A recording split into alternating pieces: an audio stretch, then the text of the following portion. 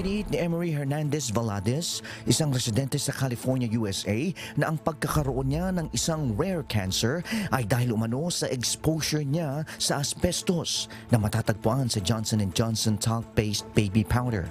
Umaapila ang kanyang legal team sa isang jury na papanagutin ng kumpanya at patawan ng matinding danyos perwisyo.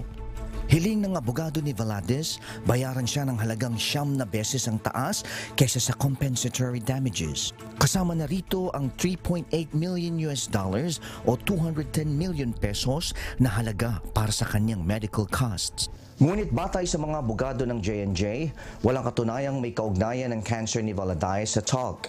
Lagi ring itinatanggi ng kumpanya na may asbestos ang itinigil na nitong talc baby powder. Araw ng Martes, inaasahang umpisahan ng jury ang deliberation sa kaso.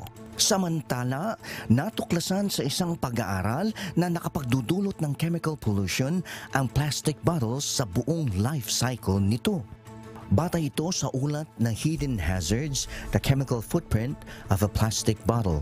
Binabanggit din sa report na 500 billion plastic bottles ang ginagamit kada taon ng beverage industry na nagdudulot ng water pollution, cancer-causing chemicals at planet-warming gases. Kamakailan lang naglabas ang United Nations ng plano na bawasan ang plastic pollution ng hanggang sa 80% sa taong 2040. May mga naging pag-uusap na upang magkaroon ng international agreements sa katapusan ng 2024. Kada taon, $1 billion o 55.32 billion pesos ang nasasayang dahil sa plastic. Dahil 9% lang ng plastic ang nare-recycle sa buong mundo. Noni Ramos, UNTV News and Rescue. Diyos ang aming sandigan, serbisyo publiko ang aming pinahalagahan.